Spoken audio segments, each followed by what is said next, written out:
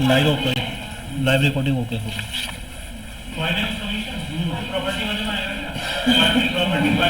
Finance commission किस article में आता? अच्छा, फाइनेंस कमीशन, अरे फाइनेंस कमीशन तो आर्टिकल 280 में है। हाँ, तो पार्ट बार में आएगा प्रॉपर्टी किसमें बेटे? आर्टिकल क्या होता है? 280 फाइनेंस कमीशन। ये हमारे टॉपिक अभी रह रहे हैं, इनमें आता है तो कॉन्स्टिट्यूशनल बॉडी, एक नॉन कॉन्स्टिट्यूशनल, एक हमारा है पॉलिटिकल पार्टीज, एक रह गया ये लोकल गवर्नमेंट वाला, एक यूनियन एंड स्टेटरी वाला जो है, एक प्रियम्बल, एक सोर्स ऑफ इंडियन कॉन्स्टिट्यूशन और एक शेड्यूल, अनुसूचियां। ठीक है, क्लियर? कल पार्ट क्लियर हो गया बेटा? अब तो समझ आया? बोलो।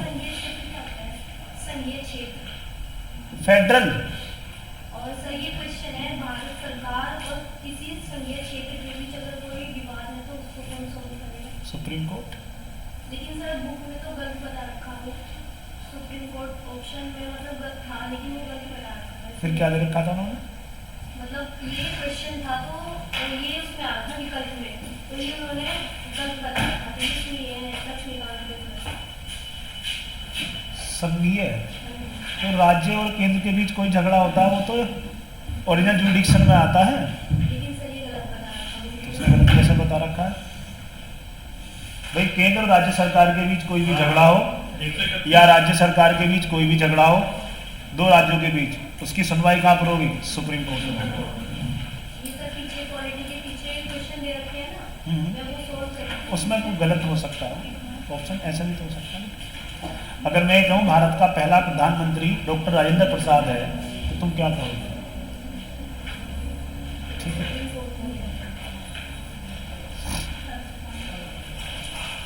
और नागरिकता किस आर्टिकल से लेकर किस आर्टिकल तक आती है बेटा? आ गए जो बेटा आप भी? सब लोगों ने अपनी सीट पर पेटेंट कर रखा है क्या कि ये हमारी सीट है? पेटेंट कर लिया क्या? ऐसे ही लग रहा हूँ मैं, बिल्कुल ये फिक्स सीट हमारी है।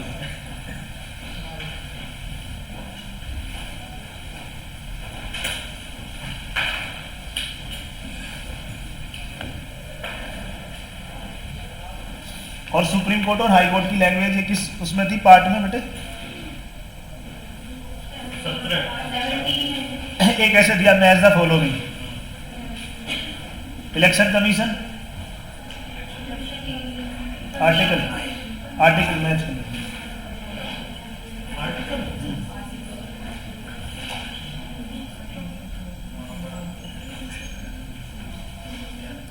बताओ, कल तो बताया था बेटा।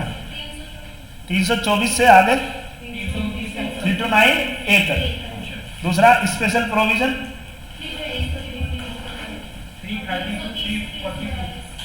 नेक्स्ट इससे आगे यही तो है। और ऑफिशियल लैंग्वेज फिर इससे आगे ये है। और फिर इमरजेंसी प्रोविजन 52 से 60। और पार्ट कौन सा था इमरजेंसी? यूनियन टेरिटरी किस पार्ट में आती है? यूनियन टेरिटरी का तो अलग पार्ट है। पहले में है शायद 8 में ही आती है यूनियन टेरिटरी। फिर पहले में क्या है? दोनों में डिफरेंस क्या है? सर उसमें तो यूनियन एंड टेरिटरी मतलब उसका और यूनियन टेरिटरी का अलग है। कुछ भी यार ऐसे भी पागल बना रहे हो मुझे। उसमें आते यूनियन और स्टेट दोनों के बारे में, राज्य और किसके बारे में? यूटी के बारे में। और इसमें क्या है? सिर्फ यूटी। तो उसमें यूटी के बारे में सेपरेट, हाँ बिल्कुल। तो फिर यूटी को अलग कर दिया ना, बिल्कुल सेपरेट। क्या यूटी पहले भी थी अंग्रेजों के समय? अंग्रेजों के समय यूटी थी कोई? 3 बताइए। आगे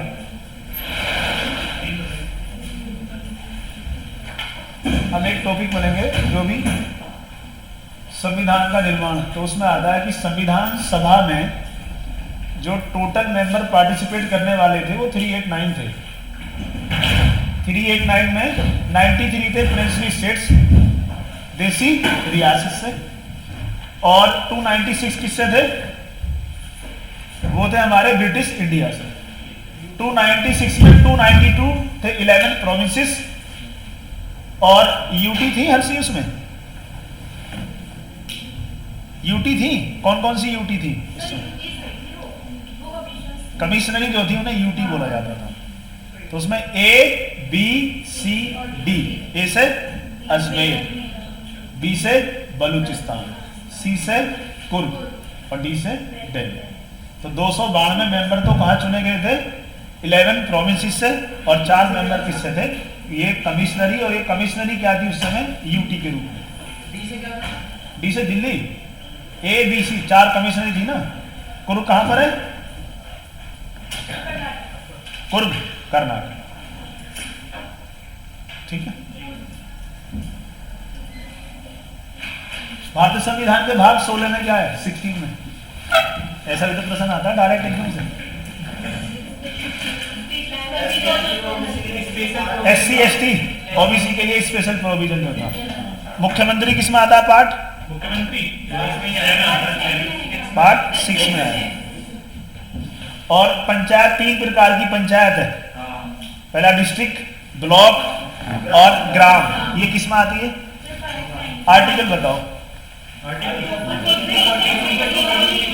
243 से 243 और जो नगर पालिका ये भी 3 टायर है। इसे कैसे बताओगे? कितने प्रकार की नगर पालिका?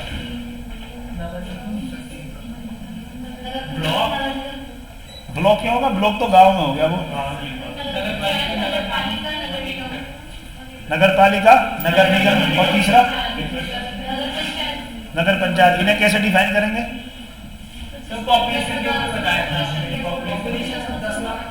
10 लाख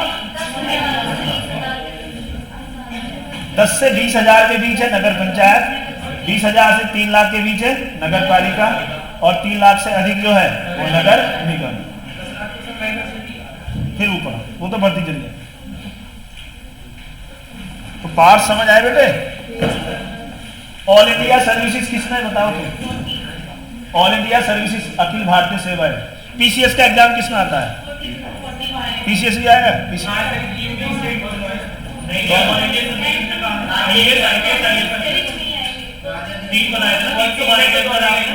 जरा पूरा बताना क्या था उसमें?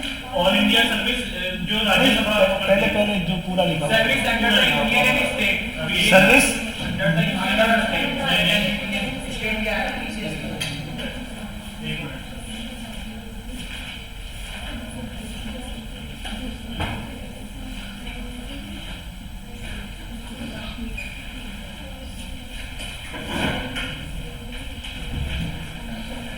Knew all India service establish bye Rajya Sabha IAS IPS अरे अरे ये वाला पूछ रहे हो? कौन सा पूछ रहे हो? पार्ट बताओ, पार्ट में क्या लिखा है?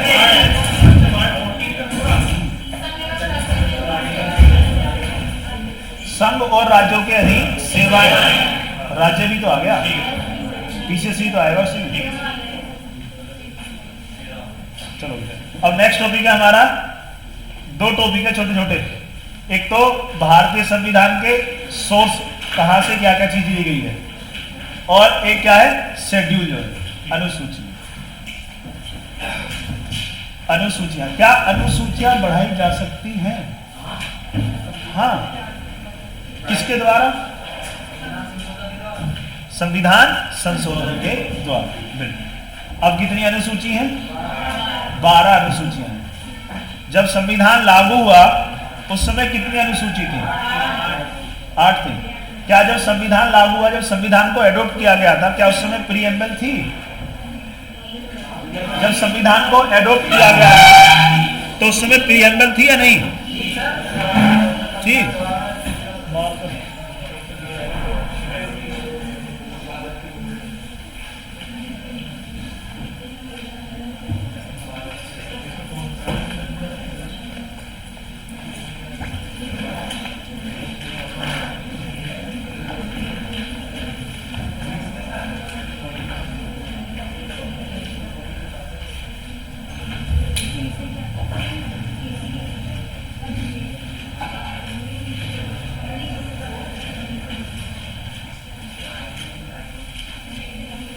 भाई चुप हो जाओ, फॉलो करो।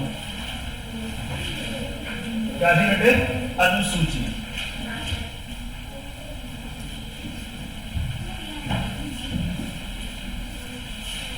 अनुसूचियां भी पार्ट्स की तरह पूछता बेटे से, ठीक है।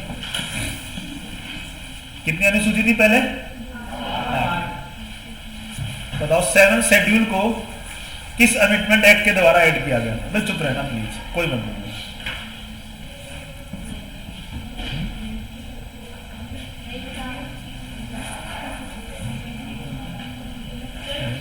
इसमें तो कुछ चुप, अरे चुप, इसमें तो कुछ है ही नहीं, मैं तो जबरदस्ती आपको गलत करा रहा हूं।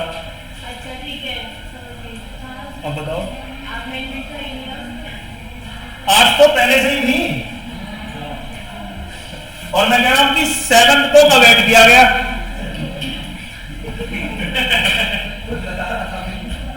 भाई वो एग्जाम ऐसे बोला 7वीं अनुसूची को ऐसे देगा, वो देगा इसमें डिवीजन ऑफ पावर्स, या थोड़ा सा और विधायी शक्तियों का विभाजन, the division of legislative powers को किस संविधान संशोधन अधिनियम के द्वारा जोड़ा गया? और आपकी अप्रोच के अकॉर्डिंग पहला देगा 7th अमेंडमेंट एक्ट 1956, फिर सबसे अच्छा रहेगा 42वां संविधान संशोधन अधिनियम, जबकि 42वां तो वहां पहुंचेगा ही नहीं, 1976 कहां पहुंचेगा, ठीक है। तो ये तो पहले से ही थी, कितनी बेटे? 8, तो एक तो 9 जुड़ी 9, एक 10, एक 11 और एक 12, ये तो जुड़ी थी। ये 4 ऐड की गई, पहला 9, फिर 10, फिर 11 और फिर 12। सबसे पहले 9th को जोड़ा गया था जब संविधान में पहला संशोधन हुआ था। तो संविधान में पहला संशोधन कब था बेटे? First amendment act 1951।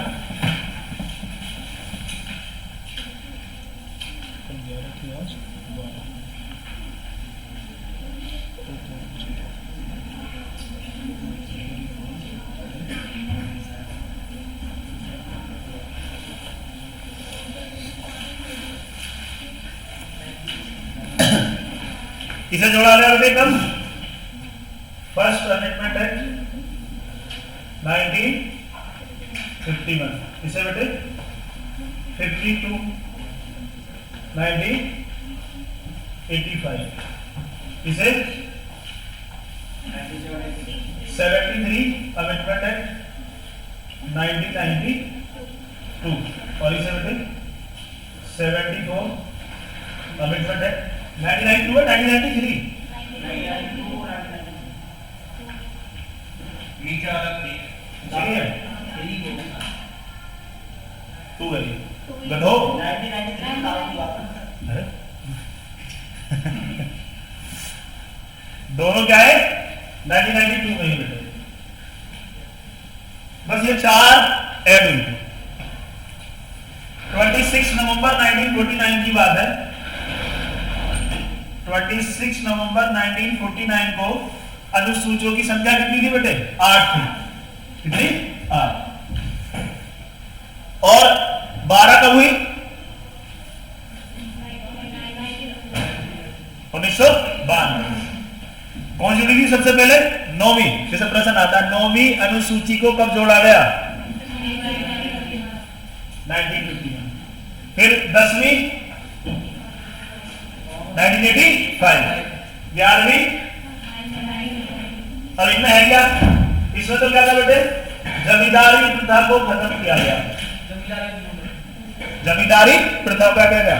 खत्म किया। या कोई भी नई चीज तो किसमें ऐड हो सकती है? 9th schedule. 10 में क्या था बेटे? एंटी डिफेक्शन या डिफेक्शन, दल बदल। 11वीं में पंचायत और 12वीं में नगर। क्लियर? नहीं अभी लिखेंगे, अभी तुमको बता रहा हूं। तो 9वीं 10वीं 11वीं 12 क्या है हमारे यहाँ? अनुसूची। अब सबसे ज्यादा गड़बड़ी होती है दो अनुसूचियों में सबसे ज्यादा, 5वीं और 6वीं। श्योर बताओ, एससी और एसटी किस अनुसूची के अंतर्गत आते हैं? एससी एसटी आते दोनों उसमें?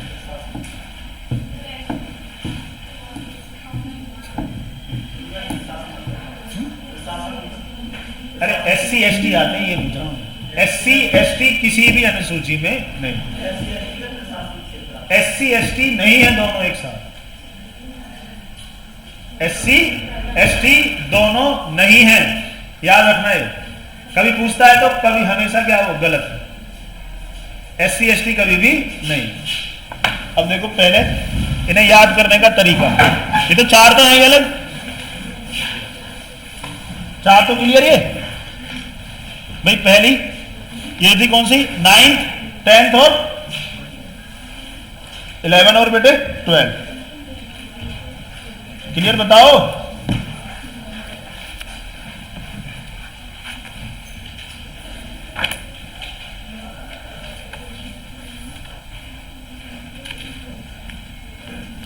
एक जो 8वीं अनुसूची है ना बेटे, उससे कई बार प्रश्न पूछा गया। जैसे पहली अनुसूची में तो क्या है, जो भी हमारी टेरिटरीज के बारे में, यहां एक गड़बड़ी और होती है, दूसरी और तीसरी में बहुत गड़बड़ी होती है। दूसरे में क्या बेटे? सैलरी और अनाउंसेस। किसकी सैलरी? अब ये देता है नहीं, किसकी सैलरी इसमें नहीं है, ऐसे देगा प्रश्न को। सेकंड शेड्यूल में किसकी सैलरी का उल्लेख नहीं है? पहला ऑप्शन दिया उसने, द चेयरमैन ऑफ यूपीएससी, संघलोक सेवा आयोग का अध्यक्ष। दूसरा सीएजी कैग। तीसरा गवर्नर ऑफ स्टेट। और चौथा जो विधान परिषद होती है, लेजिस्लेटिव काउंसिल, उसका हेड।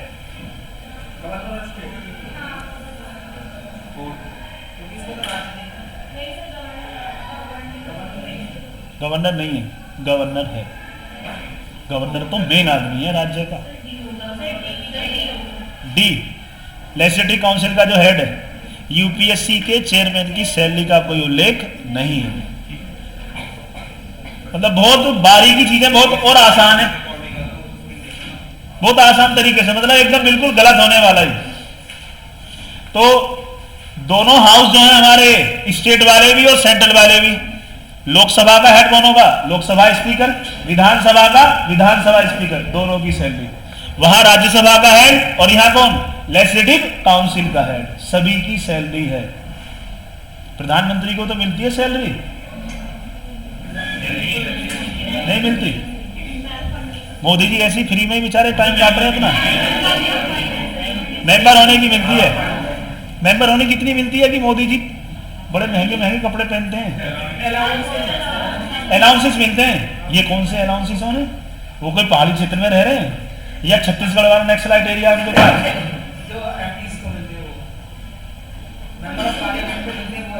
बिल्कुल। और वैसे भी पब्लिक अकाउंट ऑफ इंडिया जो है वो किसके अंडर में आता है? प्रधानमंत्री के आता है।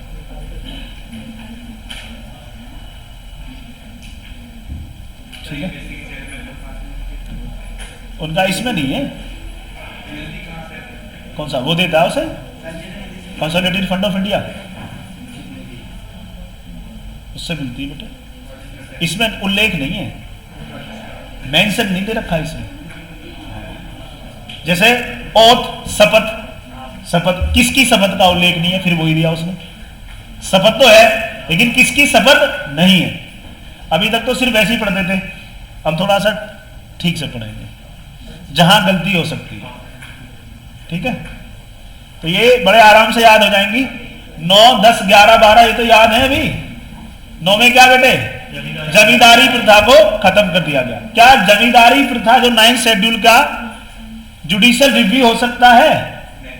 हो सकता है, अब हो सकता है, केशवानंद भारती केस के बाद। 9वीं अनुसूची। 10वीं अनुसूची में क्या था? दल बदल। एक होता है लोकतंत्र और एक होता है नोट तंत्र। पैसा नोट तंत्र, हमारी पार्टी थी, मेजोरिटी में आई, हमारे मेंबर तुरंत कहां भागे? दूसरी तरफ, उन्होंने खरीद लिए, तो नोटतंत्र हो गया। तभी बनाया दल बदल कि अगर 2/3 से कम मेंबर किसी पार्टी में जाते हैं छोड़कर, तो उनकी मेंबरशिप क्या हो जाएगी? कैंसिल। उनकी मेंबरशिप कैंसिल होगी या वो मिनिस्टर कैंसिल होंगे, या दोनों पद? मैं स्टेट होम मिनिस्टर हूं, मैं स्टेट होम मिनिस्टर था, किसमें? बीजेपी, और मैं इंडिविजुअल छोड़ के चला गया सपा में, तो मैं विधानसभा का मेंबर भी था मेरठ से, और मैं क्या हूं? स्टेट होम मिनिस्टर भी हूं। तो मेरे दोनों पद समाप्त होंगे या एक पोस्ट? दोनों। मैं शपथ 2 लेता हूं, 1 लूंगा। 1 क्यों लूंगा? एक तो मैं मेंबर होने की शपथ लूंगा, एक में किसकी लूंगा? मिनिस्टर की। जितने भी मंत्री हैं और पीएम और सीएम और मिनिस्टर्स सब 2 शपथ लेते हैं। भाई सीएम होने की शपथ लेगा, और सीएम किसी ना किसी हाउस का मेंबर होगा, बिल्कुल।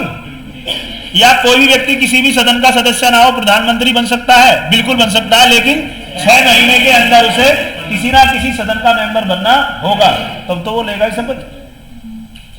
तो उसकी मेंबरशिप क्या कर दी? कैंसिल कर दी। इसलिए लेकर आए थे एंटी डिफेक्शन लॉ, वरना ये तो बहुत बड़ा गड़बड़ घोटाला होता इसमें। अब तुमने सुना था वो सिंधिया, ज्योतिराव सिंधिया किसमें थे पहले? कांग्रेस में थे ना। इसका उससे कहां संबंध है?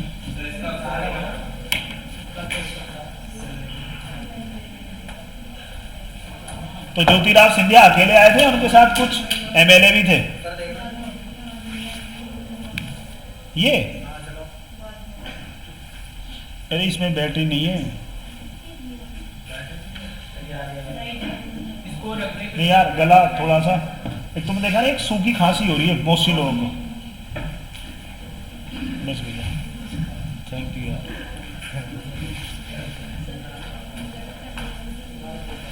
तो इसमें क्या था बेटे? जो डिफेक्शन था एक दल बदल, और इस दल बदल को क्या बना दिया?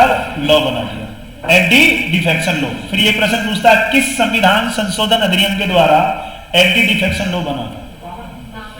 वो तो डिफेक्शन को ऐड किया गया। डिफेक्शन लॉ कब बनाया? एंटी डिफेक्शन लॉ जो था ये बना था 91 अमेंडमेंट एक्ट 2003 के द्वारा।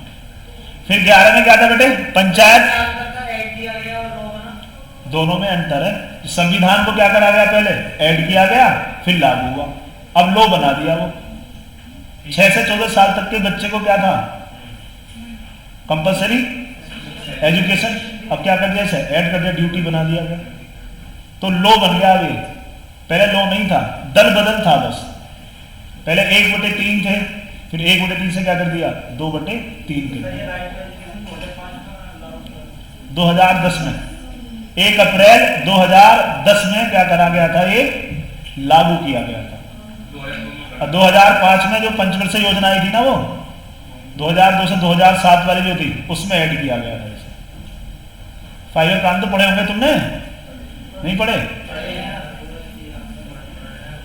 वो तो जरूरी है, उससे तो जनरल कंपटीशन में एक प्रश्न आना निश्चित है, और सीडीएस में तो जरूर पूछेगा 100%।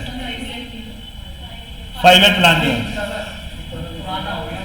पुराना हो गया, हर एग्जाम में प्रश्न आ रहा है उससे। गरीबी घटाओ का नहीं, एनवायरमेंट प्रोटेक्शन के ऊपर दे रखा था। किस पंचवर्षीय योजना में एनवायरमेंट प्रोटेक्शन को बढ़ावा दिया गया? किसमें रोजगार को वृद्धि दी गई थी? किसमें गरीबी को हटाकर इतना %? वो नहीं पूछना गरीब हटाओ, सबको बताया 5 ही पंचवर्षीय योजना था। बोला किस योजना में लिटरेसी को 85% का टारगेट दे दिया गया था? 20 सूत्रीय प्रोग्राम किसके अंदर थे? इस तरीके से। या 11वीं पंचवर्षीय योजना और 12वीं का जो ऑब्जेक्ट था उसमें क्या डिफरेंस था? सस्टेनेबल क्यों ऐड किया गया? वो सारी चीजें, और इससे ऐड करके देगा नीति आयोग को। ठीक है, तो 11वीं पंचवर्षीय योजना में क्या था बेटे? पंचायत। पंचायत के 3 टायर है। एक सबसे पहला ग्राम, एक होती है ग्राम पंचायत, एक होती है ग्राम सभा। दोनों अलग अलग है, एक है। अलग अलग। परमानेंट कौन सी है? ग्राम सभा है, ग्राम पंचायत? ग्राम पंचायत परमानेंट। अच्छा,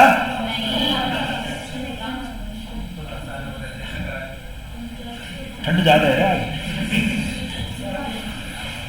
ये तो बेसिक से क्वेश्चन है।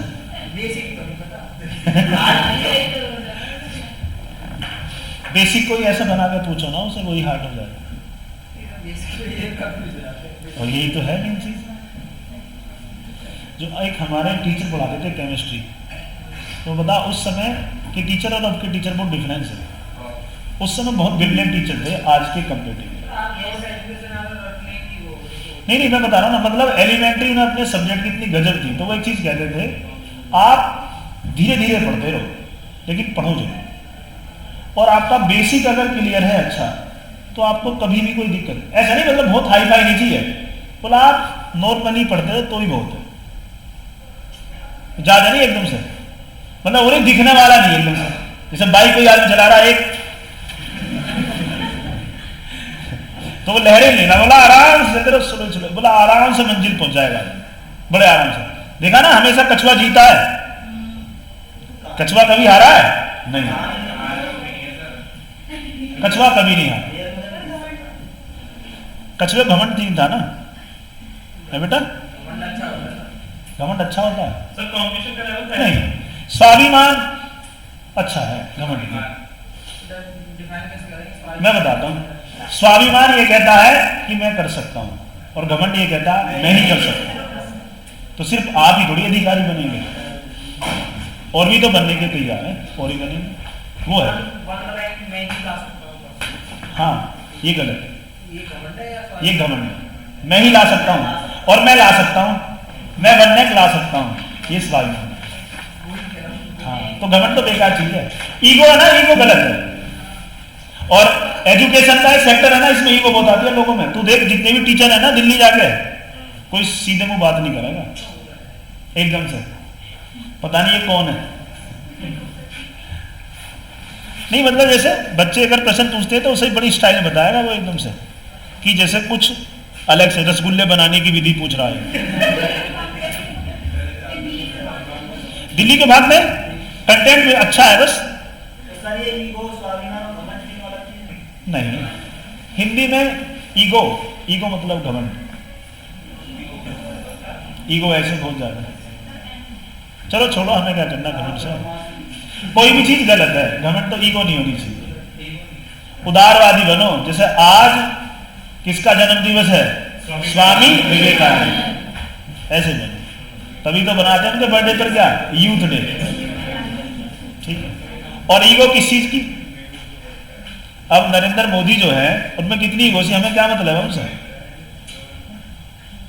कुछ मतलब है? कोई मतलब नहीं। तुम अपने घर के प्रधानमंत्री हो गए। हाँ, वही तो। और कोई टीचर है तो तुम ईगो होगी अपने लिए होगी, तुम हमारा क्या करोगे? ठीक है, ईगो वाला नहीं बताऊंगा दोबारा। अभी पढ़ा थोड़ी एंटी डिफेक्शन लो। एंटी डिफेक्शन लो था पहले, कोई भी व्यक्ति वही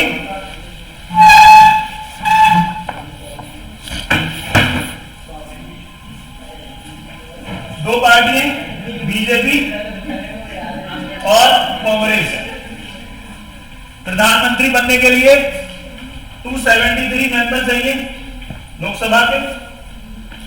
हमारे 273 आ गए, इन्हें कितने आ गए? 173। हमने 100 परचेज कर लिए, बोला यहां पर ये था लोकतंत्र, और ये क्या होगा? नोटतंत्र। इधर से पब्लिक इधर ले ली, क्या फायदा हुआ फिर? तो फिर इसलिए क्या बनाया? लो बनाया, बोला जो दल बदल के जाएगा उसी क्या कर देंगे? मेंबरशिप कैंसिल कर। तो पहले 1/3 मेंबर थे, अब कितने हो गए? 2/3। अगर 2/3 मेंबर किसी पार्टी को छोड़कर जाते हैं तो उनकी मेंबरशिप कैंसिल नहीं होगी, टोटल सीटों का। और अगर 2/3 से कम जाते हैं तो उनकी मेंबरशिप क्या हो जाएगी? कैंसिल हो जाएगी। अब सीटों का 2/3 या जितने जीते हैं? नहीं, टोटल सीटों का। अब अगर ऐसा होता, मान लिया मैंने बीजेपी ने मुझे टिकट दिया, टोटल सीट कौन सी? सब मेजॉरिटी वाली आएंगी ना। नहीं मेजॉरिटी वाली पार्टी के पास सीट है उसका 280 पार्टी का एक सेकंड 273 हाँ जो सीटें जीती 273 का वो नहीं हो टोटल सीट तो बहुत सारी रहेंगी।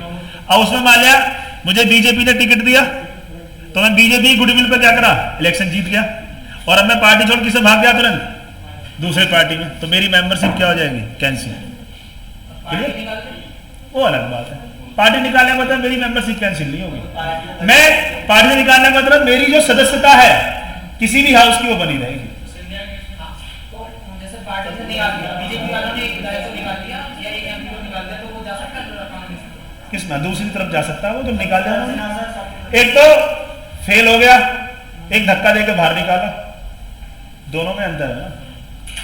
उसको तो ऊपर क्या लगा एंटी डिफेक्शन लो लगा वो हमने निकाल दिया समझाओ ठीक है। 11वीं में क्या था बेटे पंचायत कितने स्तर थे 3 इसको जोड़ा गया कब कितने सब्जेक्ट आते हैं पंचायत में कितने सब्जेक्ट आते हैं 18 नहीं आते 29 आते हैं 29 सब्जेक्ट पर राइट बनाने का जो राइट बनाना है वो किसको है वो पंचायत को 29 सब्जेक्ट है। ग्राम पंचायत का कोई लॉ तो देखा नहीं गांव बनाना 29 सब्जेक्ट कौन कौन से होंगे जिसको बना 29 से तालाब मेले जो लगते हैं वो ठीक है और जैसे अगर गांव से कोई पार होकर जा रहा है तो उससे टैक्स ले सकता है ग्राम पंचायत नहीं ये क्या हो रोड अगर रोड बनेगा एक सेकंड नहीं अरे तुम मुझसे पूछ रहे हो मुझसे बोलेंगे इसकी मेंबरशिप कैंसिल करेंगे। अगर लोकसभा स्पीकर को ये पावर है अगर लोकसभा स्पीकर की कोई व्यक्ति बात नहीं मानना तो वो उसकी मेंबरशिप को कैंसिल कर सकता है उसे टर्मिनेट कर सकता है बर्खास्त कर सकता है उसे या कई दिन की क्या लगा सकता है उसमें वो बैन कर सकता है। तो मैं तुम्हें भी क्या कर सकता हूं इस क्लास से टर्मिनेट मेरी क्लास में नहीं आओगे। अब बताओ जैसे कि ग्राम प्रधान अपने नेतृत्व में जो सड़क बनवाता है तो वो उस पर टैक्स वसूल कर सकता है नहीं जो ग्राम प्रधान ने सड़क बनवाई है वो एक पंचायत निधि होती है फंड होता है उसके अंतर्गत बनवाई है। अदर विलेज के लिए कैसे अदर विलेज के लिए क्यों बनाएगा वो अदर विलेज के लोग आएंगे या सामान जाएगा उस पर टैक्स वसूल नहीं वो तो चुंगी कर तभी ऐसे लेते हैं जैसे मान लिया मेला वगैरह लगा कोई तो उस मेले के लिए चुंगी कर लगा देते हैं। तुमने देखा जब गढ़मुक्तेश्वर का मेला लगता है तो वो चुंगी कर तो वो कहते हैं कि नगर निगम लगाया हम क्या किसके लिए डेवलपमेंट के लिए टॉयलेट वगैरह सफाई वगैरह उसके लिए और जो सरकार की जमीन है उसको उठाकर उससे टैक्स वसूल सकता है अगर हाँ किसान को दे देते बिल्कुल तो वो टैक्स उसका थोड़ी है वो उसे डेवलपमेंट में लगाएगा। जैसे तुमने देखा होगा जहाँ मेले लगते हैं गांव में लोकल लेवल पर तो पैसे लेते हैं वो 100 रुपये 200 रुपये तो वो पैसा उसका थोड़ी है ग्राम प्रधान का वो तो क्या है वो उसकी साफ सफाई के लिए उसके डेवलपमेंट के लिए खर्च करेगा उसको ठीक है। 12वीं में क्या था बेटे 12वीं पंचवर्षीय योजना में क्या था नगर पालिका हाँ बेटा जैसे हमारा इंडेक्स नहीं होता चैप्टर का फिजिक्स में इंडेक्स इस चैप्टर में ये चीजें लिखी गई हैं तो अनुसूचियां बनाई गई थी उसी आधार पर पार्ट्स जो थे उसके ये सब पार्ट मान लो एक तरीके से जो उपभाग है किसी भी चीज के बारे में पहले सबऑर्डिनेट फिर लोअर सबऑर्डिनेट फिर उससे सबऑर्डिनेट इस तरीके से तो ये अनुसूचियां इसलिए बनाई गई थी ठीक है बेटे चले अब लिखेंगे बेटे 2/3 है तो अब 2/3 देखो बेटे पहली अनुसूची में लिखो बेटे फर्स्ट सेकंड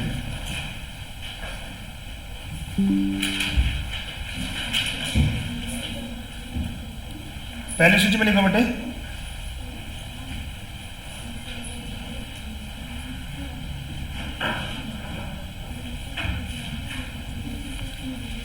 लिखो बेटे राज्यों के नाम और उसके राज्य क्षेत्र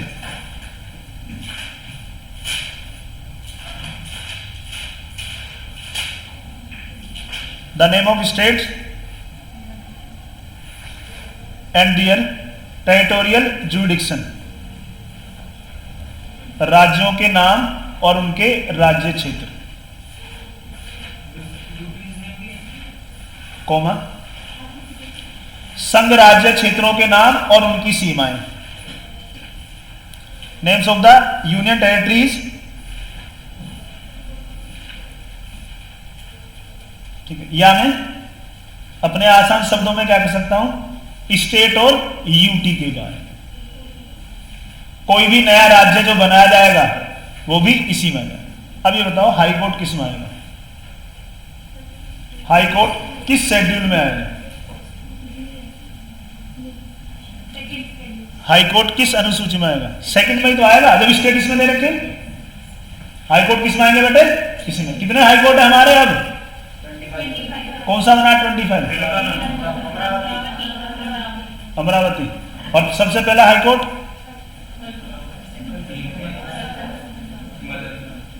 मदरसा नहीं, मद्रास।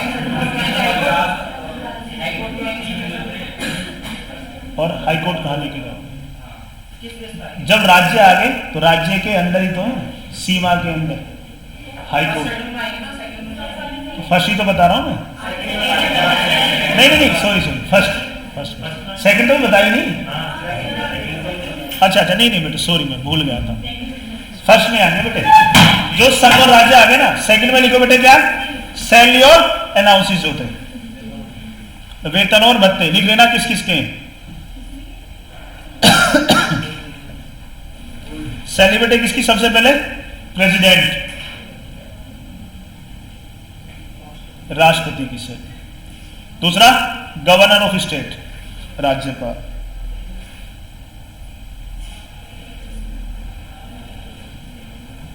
तीसरा बेटे लोकसभा स्पीकर और डिप्टी स्पीकर, लोकसभा का अध्यक्ष और उपाध्यक्ष।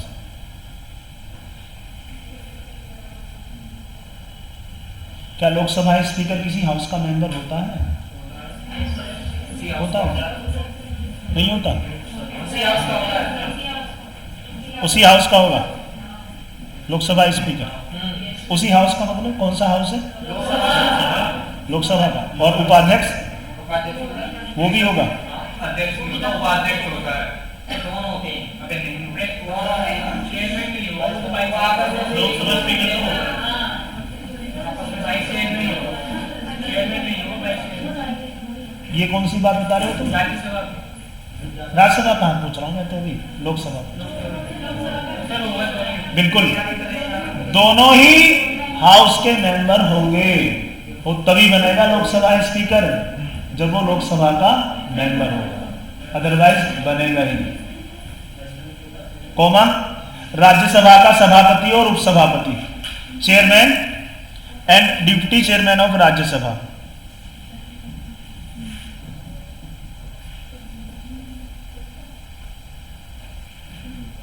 राज्यसभा का क्या बेटे,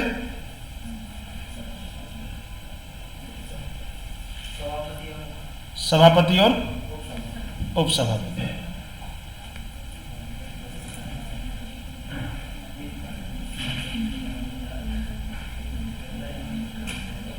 ठीक है, कॉमा बेटे, राज्य विधानसभाओं के अध्यक्ष और उपाध्यक्ष, chairman and deputy chairman of legislative assembly in the state और यूटी, जितने भी विधानसभा तो वहां भी है, मतलब जहां पर भी क्या है विधानसभा। हाँ। जो अभी ये बताया था राज्यसभा का सभापति और उपसभापति, chairman and deputy chairman of Rajya Sabha, इसमें कौन होगा राज्यसभा का मेंबर, डिप्टी होगा, सभापति नहीं होता ना, एक्स ऑफिशियो का मतलब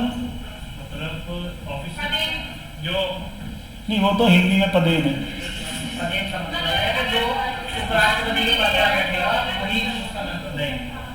या एक व्यक्ति दो पद पर नहीं रह सकता, दो पद पे तो है वो, दो पद पे कहाँ? स्पीकर भी वो उसका सभापति भी और उपराष्ट्रपति भी। या एक व्यक्ति दो कार्यालय नहीं चला सकता, दो ऑफिस।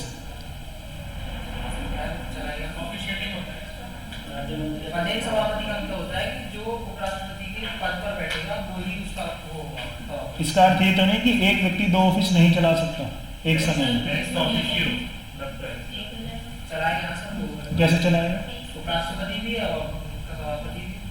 तो दो ऑफिस है, ऑफिस मतलब दो कार्यालय हैं उसके पास। दो कार्यालय।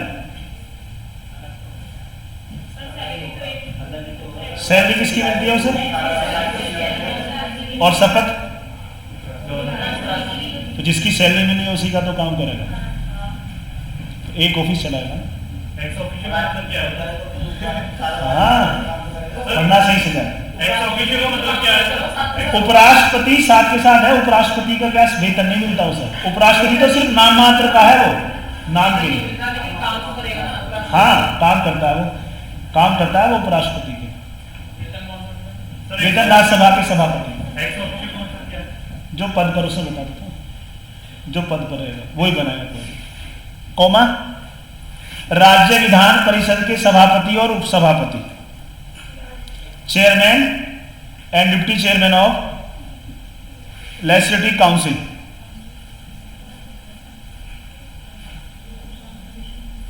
राज्य विधान परिषद के सभापति और उपसभापति।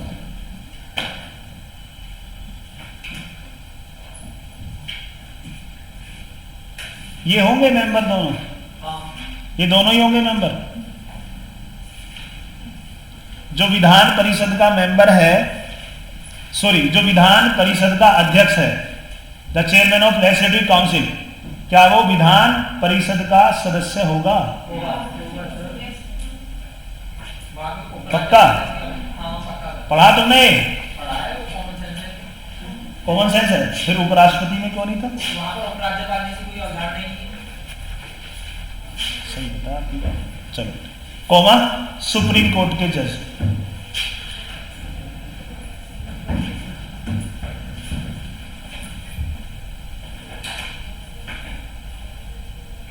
सुप्रीम कोर्ट के जज, कॉमा, हाई कोर्ट के जज,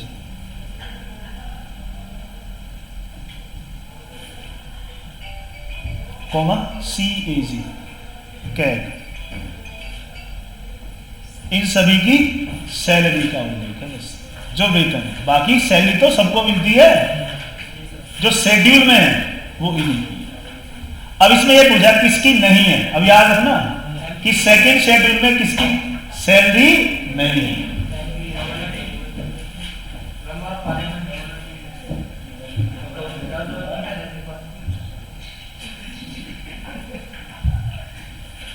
सदस्यों की थोड़ी है बिल्कुल। और वो ये एकदम से सटीक एकदम आंसर लगाया, बोला है, उसे ऐसे ध्यान रखा, बोला प्रधानमंत्री को सैलरी किसकी मिलती है? लोकसभा के सदस्य की। बोला ये तो है 100%। जरूर मुख्यमंत्री भी लगाएगा वो। हाँ, गवर्नर को, बोला गवर्नर। फिर वो दिमाग लगा, बोला 2 राज्यों में गवर्नर भी है। बोला 2 की, बोला ये नहीं, जिसे ये बता दो, बोला गवर्नर नहीं। हाँ, क्योंकि स्टूडेंट है ना कहीं लिंक जोड़ता। बोला इधर इधर कहीं से तो लाइट आएगी। 10 बिल्कुल। चलो नेक्स्ट लिखो बेटे, थर्ड शेड्यूल में क्या था बेटे? लिखो शपथ।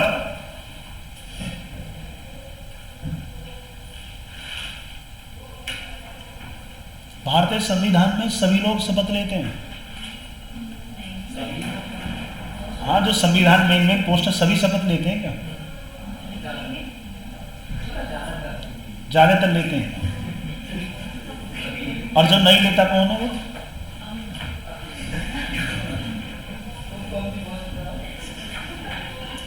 लोकसभा स्पीकर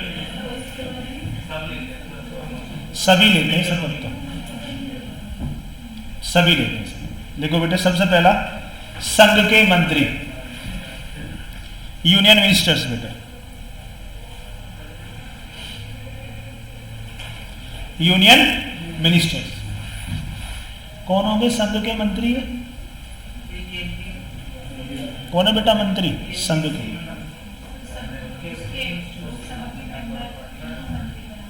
उसके मेंबर किसके? तुम तो इनकी तरफ को बता रहे हो, ये थोड़ी मेंबर हैं।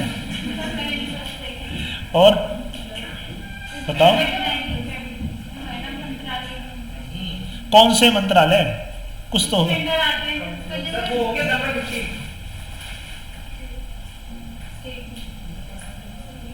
यूनियन मिनिस्टर्स बताओ, यूनियन मिनिस्टर्स कौन है और किस आर्टिकल में आते हैं? बताओ जल्दी, पीछे वाले लोग। कैबिनेट तो स्टेट में नहीं होता है।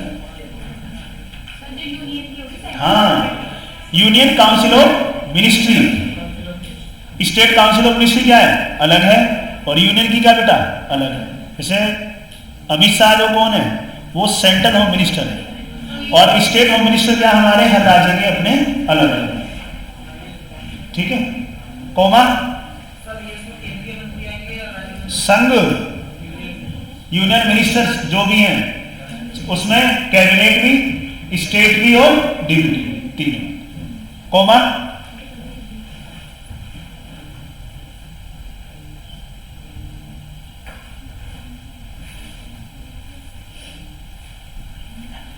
बेटा अभी क्लास चल रही है।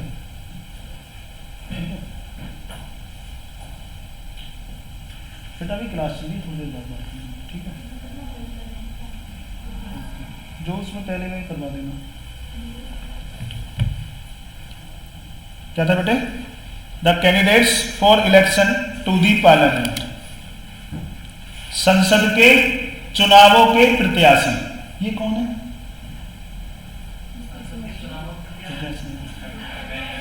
बिल्कुल, मेंबर ऑफ पार्लियामेंट जो भी हैं। पार्लियामेंट लोकसभा के सदस्य भी हैं और राज्यसभा के सदस्य। राज्यसभा के सदस्यों को कौन चुनता है? हम चुनते हैं। कौन सा कैंडिडेट? हाँ, कैंडिडेट और मेंबर में क्या अंतर है? नहीं, चुनाव लड़ रहे हैं हम, तो बात करें कौन है। हम कह रहे हैं कौन ये? तो ये कौन है बेटे? ये लोकसभा का सदस्य जो है और किसका? जो राज्यसभा का। पार्लियामेंट में यही तो होते हैं चुनाव प्रत्याशी जो हैं, यही तो होंगे। इन्हीं का तो चुनाव, यह प्रधानमंत्री का चुनाव होता है बेटा, इन्हीं का तो होता है ना। इन्हीं के बेस पे कौन होता है? प्रधानमंत्री अपॉइंट होता है।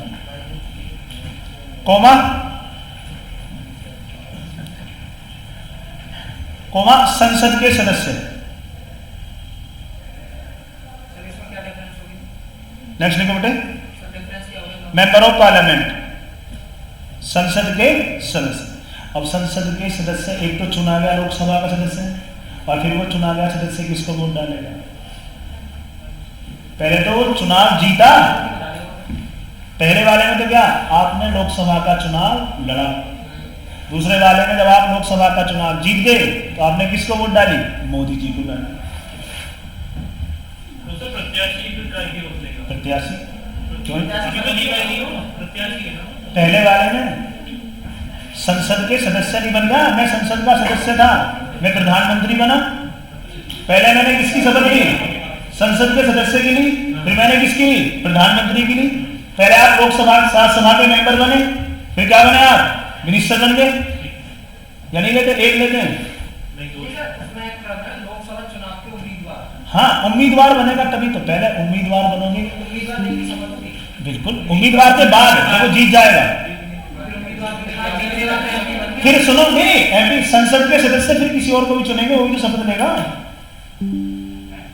आप ये भी तो सोचो, संसद के जो सदस्य हैं, संसद के सदस्य शपथ ले ली। अब जैसे लोकसभा स्पीकर है तो लोकसभा स्पीकर ने किसकी शपथ ली? मेंबर होने की शपथ ली ना, अभी तो नहीं ली। फिर दूसरा उपराष्ट्रपति, उपराष्ट्रपति ने क्या अपने उपराष्ट्रपति होने की शपथ ली? किसकी ली थी? उपराष्ट्रपति ने उपराष्ट्रपति की शपथ ली, सदस्य होने की शपथ ली। तो वो दोनों अलग अलग चेंज कर दिए ना। या ऐसा आप ऐसे समझ सकते हो, एक में चुनाव लड़ा, एक में क्या लड़ी? एक में क्या था बेटे? एक में मेंबर चुना। जो मेंबर चुना गया वो भी तो शपथ ले रहा है। लोकसभा का मेंबर था वो होम मिनिस्टर बना, या सभी थोड़ी बनेंगे, या सभी लोग जो जीतेंगे, बताओ जो चुनाव प्रत्याशी है क्या सभी लोग थोड़ी जीतेंगे चुनाव? ठीक है, फिर वो जीतेंगे प्रत्याशियों के द्वारा, जो व्यक्ति चुना गया, जो वो शपथ लेगा, उसमें भी सभी लेते। क्या 545 सदस्य जो चुनाव जीतेंगे, क्या वो 543 क्या वो सभी मिनिस्टर बन जाएंगे? नहीं बन सकते। कौन बनेंगे मिनिस्टर? जिस भी पार्टी की क्या बनेगी मेजोरिटी होगी, या जिसकी भी क्या बनेगी सरकार बनेगी, वही तो शपथ लेंगे। दो टर्म व्यक्ति की जरूरत क्या है? वैसे ये गलत है ना, लेकिन हाँ। तो नहीं होना चाहिए ना। बहुत डेफिनेशन ऑफ स्टेट देखो कितने ना उसमें आर्टिकल में। सर उसमें तो संसद के सदस्य सभी आ जाएंगे। हाँ, वो ऐसे लिख देता पहले मेंबर ऑफ पार्लियामेंट, बस। बस तो ये तो उसने थोड़ा सा और डीपली बता दिया। चलो नेक्स्ट लिखो बेटे, सुप्रीम कोर्ट के जज, जज ऑफ सुप्रीम कोर्ट। कौन दिलाएगा सुप्रीम कोर्ट के जज को शपथ? प्रेसिडेंट और हाई कोर्ट के? गवर्नर दिलाएगा। कौन दिलाएगा? और डिस्ट्रिक्ट कोर्ट का जज है, डिस्ट्रिक्ट कोर्ट, डिस्ट्रिक्ट जज, कोई शपथ दिलाएगा उसे? नहीं दिलाएगा, इस्तीफा देगा वो। किसको देगा? गवर्नर को देगा। उसकी शपथ का उल्लेख नहीं है, इस्तीफा है गवर्नर। कोमा बेटे कैग, सीएजी, इसको बहुत वेटेज दिया है। क्यों? बड़ा अच्छा काम है सर कैग का काम। ये बेटे जो फाइनेंस कमीशन पैसों का बंटवारा करता है ना, केंद्र राज्यों के बीच पैसे का जो बंटवारा करता है, ये उसका ऑडिट करता है, किसको कितना पैसा दिया है, और वो पैसे का क्या बताओ हिसाब दो। घोटाले कैसे हो जाते हैं? घोटाले तब नहीं बहुत घोटाले होते हैं यार, छोड़ो की घोटाला तो सब काम चला जाता है। नहीं, मतलब मैं अच्छा रहूं अपने घर बैठा रहूं यहां से हट के, बस तो फिर बाकी आप सबको पता है। जो व्यक्ति ये कहता है ना कि मैं बहुत ईमानदार हूं, वो बिल्कुल भी नहीं। जो कहता है ना मैं बहुत सच्चा व्यक्ति हूं, झूठा। जरूरत ही क्या कहने की जो है, कहते ना जो लोग बोला मैं झूठा नहीं हूं बिल्कुल भी, समझो वो 100% झूठा है। नहीं वो कहेगा ही नहीं। ठीक है चलो बेटे, कौमा राज्य के मंत्री बेटे कैग ही तो होता है ये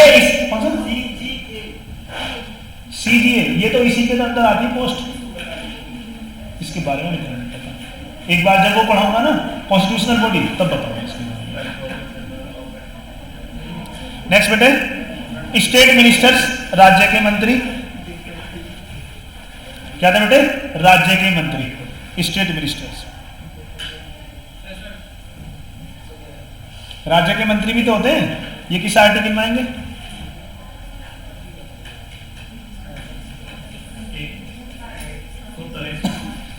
हाँ सही तो बता रहे थे 163 में, और यूनियन मिनिस्टर्स 74 में। कौमा फिर सेम वही, राज्य विधानमंडल के चुनावों के प्रत्याशी, the candidates for election to the state legislature, चुनावों के प्रत्याशी।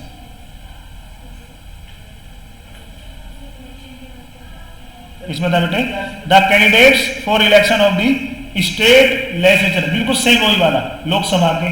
सर अभी वो तो नहीं है, डीएम को जो देते हैं शायद कोई नंबर, डीएम को चुनाव में डीएम को चुनाव को भागने नहीं जाते, मोदी जी वगैरह जाते हैं डीएम के सामने जाके खड़े होकर वो देते हैं। शपथ पत्र? हाँ शायद वो नहीं, नहीं उसमें कोई शपथ पत्र थोड़ी होता है,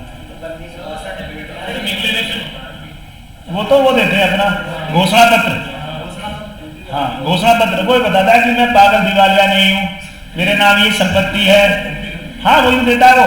और मेरे नाम पर कोई भी अभी कोई बकाया राशि नहीं है, उसका भी एक वो हो जाता है। मान लो जैसे मैंने लोन ले रखा है और मैंने कोई किस्त जमा नहीं करी, तो उसका जो अपोजिशन पार्टी तुरंत बोला देखो ये तो डिफॉल्टर आदमी है, तो वो तुरंत एक वो नहीं था जो अभी जब लेजिस्लेटिव असेंबली के चुनाव हुए थे मेरठ में, तो एक गुलाम मोहम्मद जीता उधर से सिवाल खास सीट से, तो उसने इसका नगर पालिका का बिल नहीं दिया था कई सालों का, तो उसने तुरंत अपोजिशन वाले बोले देखो इसने बिल नहीं भरा, उधर से बीजेपी कैंडिडेट लड़ रहा था, तो देखो इसने बिल नहीं लड़ा, अभी अब बिल नहीं भरा है, देखो ये राज, उसने तुरंत एकदम से बोला नहीं देखो अभी भरवा पाऊंगा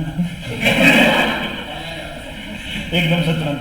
ऐसे कोई किस बीच में खा गया वो, या 6 महीने के अंदर उसका कोई भी रिकॉर्ड वैसा नहीं है, क्रिमिनल रिकॉर्ड, ये सब चीज़ों की जांच रहती है। कितनी संपत्ति है, और दिखा रहे संपत्ति, बोला इतनी संपत्ति है, बहुत कम, बोला है इतने रईस लोग हैं, और संपत्ति कितनी, बहुत कम, बोला कितनी, बस 13 लाख रुपये, 14 लाख रुपये, जबकि 1300 करोड़ होंगे।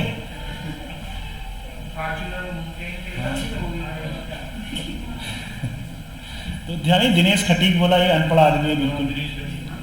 सबसे ज्यादा पढ़े लिखे कौन थे, सोमिंदर तोमर, डॉक्टर एनर्जी, जो है एनर्जी मिनिस्टर, यहीं से तो पढ़े हुए थे यूनिवर्सिटी कैंपस से। तो एजुकेशन में बहुत घोटाला है। हाँ, वो कहता है जब इलेक्शन अनाउंस हुआ ना, उससे और उसके बीच में कोई क्रिमिनल रिकॉर्ड नहीं हो आपका, बाकी पहले तो चल रहा है मुकदमा। हाँ, जेल से भी जीतते लोग, जेल से भी तो जीतते हैं।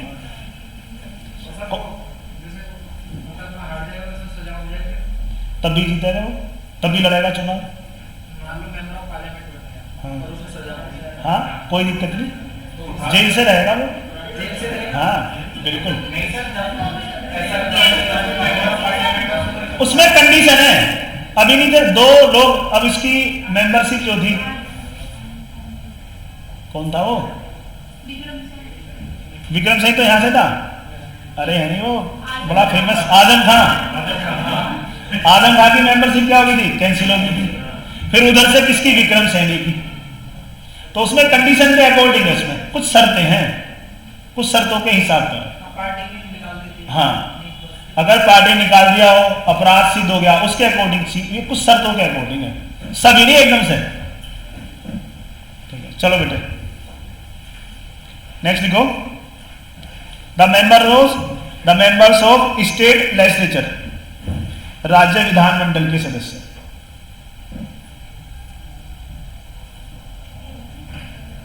और कोमा जज ऑफ हाई कोर्ट से।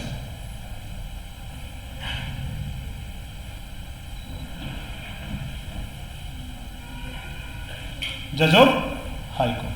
प्रधानमंत्री क्यों नहीं दिया इसमें?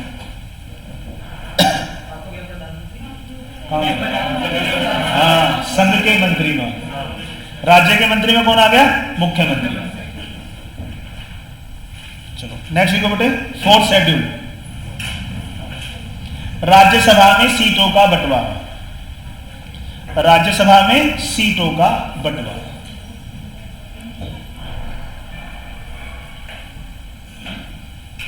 जो राज्यसभा की सीट है।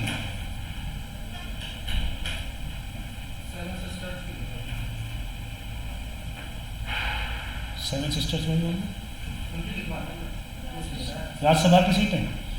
कल मैं बताऊं, मैप लेके आना, कल सभी मैप लेके आएंगे, 2 लेके ही आना है, बाध्यता है। हाँ कल क्लास है, कल क्लास है, टेस्ट के बाद।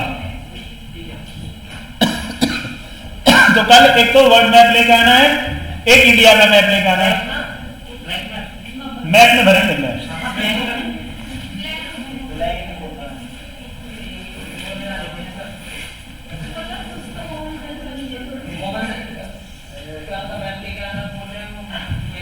नहीं उसमें क्या दिक्कत है बेटे, बोलने का अधिकार सबको है, और तुम जो किसी की अभिव्यक्ति को नहीं रोक सकती, तुम्हें भी सस्पेंड किया जा सकता है।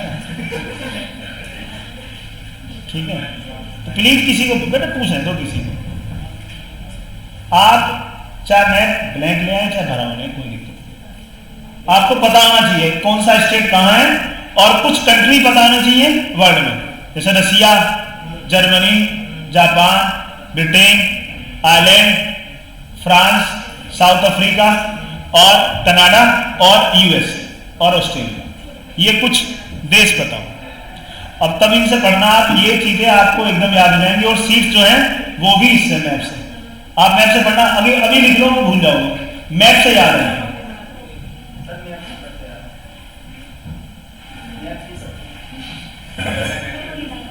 नहीं, मैंने कब मना करा कि नहीं, तो सीट तुम्हें याद क्यों नहीं है फिर?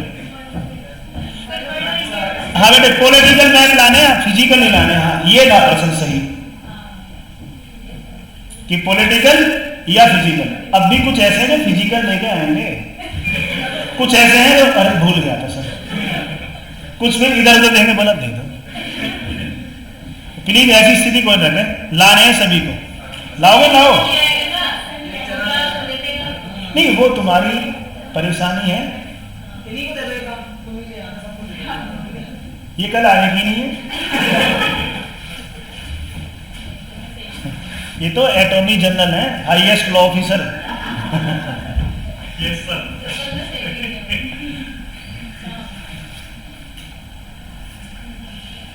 पढ़ाई बेटे बाध्यता थोड़ी है, चलो पढ़ाई बाध्यता नहीं है। राज्यसभा में सीटों का बंटवारा।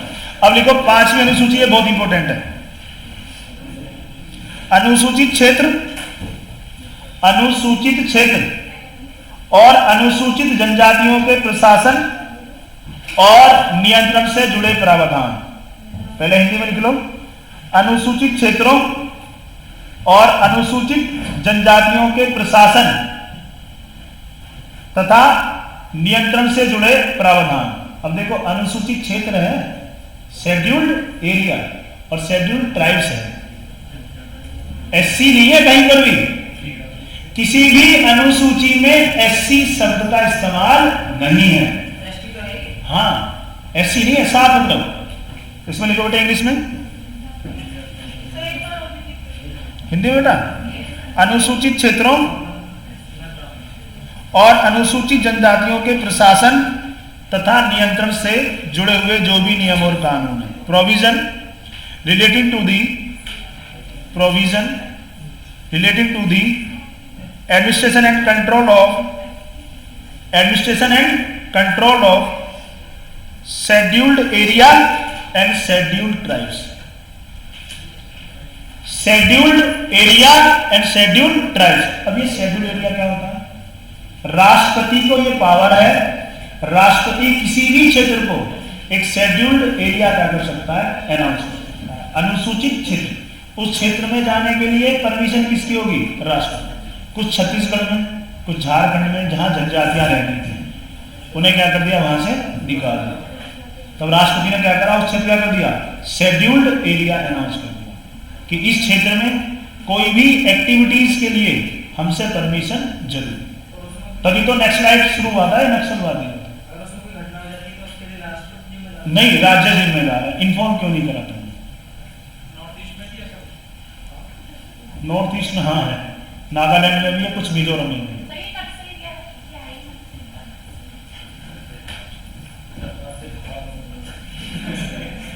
वेस्ट बंगाल में एक गांव था, तो वहां जनजाति रहती थी। तो ये वेस्ट बंगाल वाला जो एरिया है, ये सारा रिच ऑफ मिनरल्स है। बिहार से झारखंड, मध्य प्रदेश से छत्तीसगढ़ अलग होने का मेन रीजन यही था, ट्राइबल एरिया का क्या कर दिया, अलग कर दिया। तो वहां मिनरल्स है। छोटा नागपुर पठार किसी ने पढ़ा होगा झारखंड में, तो मिनरल्स जो होता है वो पूरा एक बेल्ट है। तो उस जनजाति को कहा गया, आप इस एरिया को खाली कर दो, हम आपको रहने के लिए मकान देंगे, आपके बच्चे को एजुकेशन देंगे और हेल्थ फैसिलिटी देंगे। उन्होंने वो एरिया छोड़ दिया। सरकार ने उस एरिया पर कब्जा करके उन लोगों को कुछ उनको सुविधा नहीं दी, कुछ को जबरदस्ती मारा गया, पीटा गया, उनके साथ मिसबिहेव हुआ। अब हमारे यहाँ ये कोई घर का विरोधी हो, बाहर वाला तुरंत समर्थन करता हो सब। तो इधर तो बांग्लादेश, उधर पाकिस्तान, नीचे श्रीलंका, सब बोला आप प्रोटेस्ट करो। तो वो सरकार के अगेंस्ट उन्होंने पूरा लाल गलियारा वेस्ट बंगाल से लेकर सीधा आंध्र प्रदेश तक। एक मूवी आई थी सरफरोश, आमिर खान की, देखी किसी ने? बड़ी अच्छी मूवी है, उसमें वो ACP रहता है, वो यही है नक्सलवादी। तो नक्सलवादियों की मांग क्या थी? उनकी बे बड़ा टॉपिक है। मांग थी उनकी, बोला हमें घर दो, हमारी जमीन छीन ली, तो हमें घर से क्या कर दिया? बेघर कर दिया। एक बड़ी अच्छी मूवी थी चक्रव्यूह, अर्जुन रामपाल की आई थी चक्रव्यूह, ये टोटल उन्हीं के ऊपर है, नक्सलवादियों के ऊपर। तो नक्सलवादियों का आम जनता से कोई लेना देना नहीं है, उनकी लड़ाई किससे? सरकार से। वो हमेशा पुलिस वालों को ही मारते हैं छत्तीसगढ़ में, दंतेवाड़ा जो है पुलिस वालों को, बाकी आम जनता से कोई लेना देना नहीं पुलिस से। तो वो आतंकवादी नहीं है। हाँ, वो राज्य के ऊपर छोड़ रखा, राज्य कहते हैं हमारे यहाँ कोई नक्सलवादी है ही नहीं, ये तो सब क्या हमारे, बोला घर के लोग हैं। तो हाँ, बहुत आप पढ़ो ना, जो एक योजना आती है, योजना, यही तो मुद्दे रहते हैं UPSC में, ऐसे जो आता है योजना आती है, एक योजना, और एक कुरुक्षेत्र आती है, उसमें यही टॉपिक तो रहते हैं।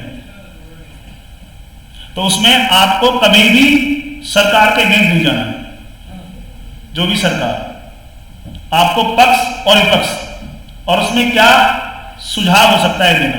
आप बिल्कुल अगेंस्ट कभी मत बोलना। अगर एक अच्छा ब्यूरोक्रेट बनना है किसी को, तो वो कभी भी अगेंस्ट ना बोले। दिल में तो बहुत सारी बात है, लेकिन कहे ना उसे, फीलिंग्स को अपनी दबा के रखे, वरना फीलिंग्स का ऐसा बाहर फेंक के मारेंगे, पूरा जीवन पाएंगे मांगने को। पहली बात तो सिलेक्शन लेने का एकदम जाते बोला था क्या गवर्नमेंट तो बेकार है, ये वो है, वो तुमसे सलाह नहीं पूछ रहे, वो पूछ रहा है कि तुमने जो पढ़ा हुआ है उसका हमें क्या बताओ, संक्षिप्त बताओ।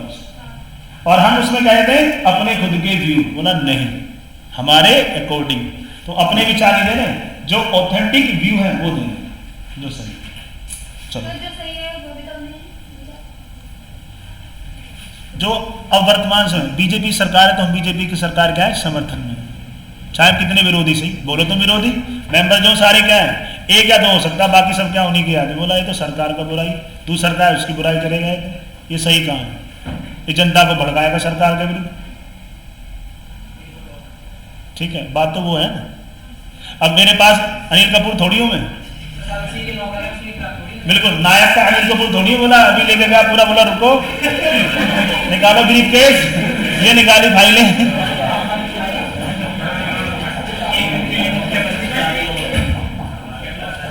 ठीक है, तो सरकार के अगेंस्ट तो कभी नहीं बोलना, अगर नौकरी करनी है तो।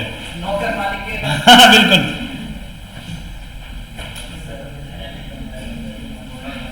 चलो बेटे, तो क्या था बेटे? शेड्यूल्ड, क्या था बेटे? शेड्यूल्ड एरिया और शेड्यूल्ड ट्राइब्स। याद रखना है, 100% यही गलती होगी, बार बार फोकस करके बता रहा हूं। छठी में 4 राज्य हैं, ममता, एक ही बात है, उल्टा सीधा ममता। तो लिखो बेटे, इसमें क्या था? असम, मेघालय, असम, मेघालय, त्रिपुरा और मिजोरम के असम, मेघालय, त्रिपुरा और मिजोरम के जनजातीय क्षेत्रों के प्रशासन से संबंधित। हाँ बेटे, provision relating to the administration of tribal areas, tribal areas.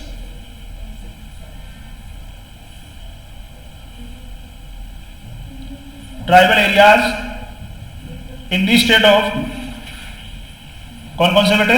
सबसे पहले असम, मेघालय, त्रिपुरा और मिजोरम। इसमें ये देगा नॉर्थ ईस्ट का कौन सा स्टेट नहीं आता छठी शेड्यूल में। नॉर्थ ईस्ट काउंसिल में कितने मेंबर हैं? नॉर्थ ईस्ट काउंसिल में कितने सदस्य हैं? पूर्वोत्तर परिषद में सदस्यों की संख्या वर्तमान समय में कितनी है? 7 या 8? कल तो बताया था, कल बताया था क्यों? अच्छा, क्या बात कर रहे हो, बताया था। नॉर्थ ईस्ट काउंसिल ने बताई थी, कल मैं कुछ बता रहा था। नॉर्थ ईस्ट काउंसिल में सिक्किम को ऐड किया गया है, पहले कितने थे? 7 थे। अब नॉर्थ ईस्ट का बताया था कल यार, नहीं पता सर क्या है तुम्हारे अलावा और कोई क्लास में ली नहीं मैंने। नॉर्थ ईस्ट काउंसिल अलग अलग एक जोनल काउंसिल होती है, क्षेत्रीय परिषद बनाई हमारे यहाँ। जोनल मतलब नॉर्थ इंडिया अलग, साउथ अलग, वेस्ट अलग, ईस्ट अलग, सेंट्रल अलग और नॉर्थ ईस्ट अलग। और नॉर्थ ईस्ट काउंसिल अलग अलग। ये जो 5 थी, north, south, east, west, central, इन सबका एक हेड होता है। प्रश्न आता है क्षेत्रीय परिषद का अध्यक्ष, द चेयरमैन ऑफ कौन सी है? Zonal council, regional council. तो इसका हेड कौन होता है? हाँ, सेंट्रल होम मिनिस्टर। और जो मेंबर होते हैं इसके सीएम होते हैं, वो 1 साल के। कल भी बताया था नोटिस मेमोरी इतनी खराब तो है नहीं मेरी। सर कल नहीं बताया, आपने पहले बता रखा है ये। एक बार बताओ। तुम तो कल आई भी नहीं थी। सर आपने 20 दिसंबर को बताया। कल ये बताया था नॉर्थ ईस्ट काउंसिल में सिक्किम को मेंबर बनाया। पहले ये नहीं बताया था, पहले नॉर्थ ईस्ट बताई होगी लेकिन सिक्किम उसका मेंबर नहीं बताया। देख लो 20 दिसंबर में।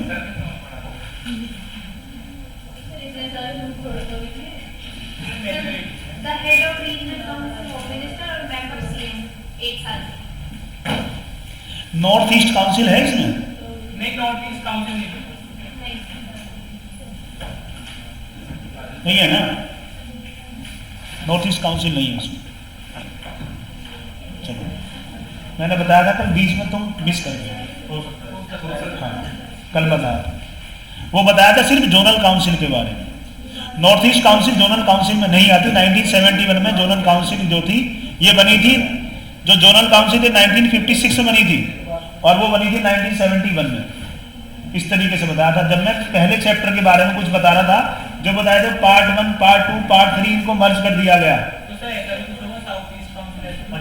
ग्रुप बता रहे थे आप? ग्रुप भी बताया था, फिर ग्रुप को क्या कर दिया था, स्टेट रिजर्वेशन कमीशन बना था 1956 में, तब उसके साथ बताया था। हिंदू मेजॉरिटी प्रोविंस को जो बता रहे थे आप। चलो, 4 राज्य बेटे ट्राइबल ऑटोनोमस काउंसिल, ये उसकी जगह बनाया जो पंचायत है ना। कुछ नॉर्थ ईस्ट में ऐसे राज्य हैं जहां पर पंचायत नहीं है, तो वहां ऑटोनोमस ट्राइबल काउंसिल को, जो पंचायत को अधिकार है वहां किसको दे दिया? ट्राइबल काउंसिल को दे दिया। लाइक सबसे पहले मिजोरम था, किसको दिया गया? मिजोरम। तो ऑटोनोमस मतलब जैसे ये हमारा यूपीएससी क्या है? ऑटोनोमस, बिल्कुल। और लोकल लेवल पर है। जैसे एक प्रश्न आता है, एक उसने ऑप्शन दिया, the example of democratic decentralisation. तो पहला दिया उसने ऑप्शन लेजिस्लेटिव असेंबली या सेंट्रल गवर्नमेंट, दूसरा स्टेट गवर्नमेंट, तीसरा लोकल गवर्नमेंट और चौथा ये सभी। सभी नहीं है।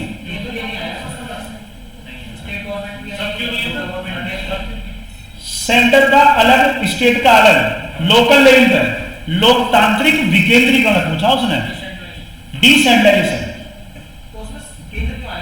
नहीं, मैं तो ऑप्शन दे रहा हूं, उसमें ऑप्शन क्या है? सिर्फ एक ही तो सही है।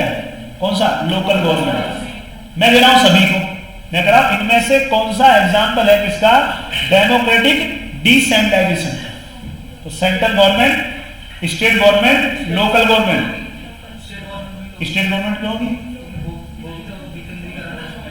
नहीं, वो विकेंद्रीकरण का, वो तो जब भी राज्य के सेंटर के साथ है तो सही, उसके सेंटर को पावर जाते हैं वहां पर।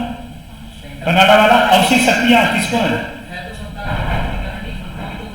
अगर देखा जाए तो सब ज्यादा किसको है? लोकल गवर्नमेंट, इसलिए तो बनाई गई।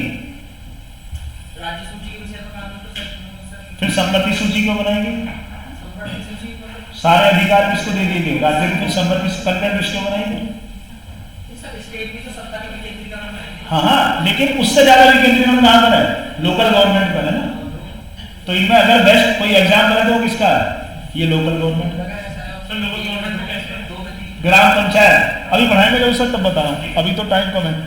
चलो बेटा, और 7 में लिखो बेटा डिवीजन ऑफ पावर्स। हाँ, लोकल गवर्नमेंट में 2 हो गए ना, एक रूरल और एक कौन सा? अर्बन। ये दोनों। अभी तो 29 सब्जेक्ट और 18 किसमें, ये इसमें अर्बन में, ठीक है। डिवीजन ऑफ पावर्स, शक्तियों का विभाजन, बाकी पढ़ेंगे कल। कल क्या लेके आना है, मैप कौन से, एक इंडिया का और एक वर्ल्ड, ये तो पता है सभी को, क्लियर। मैप तो बताइए,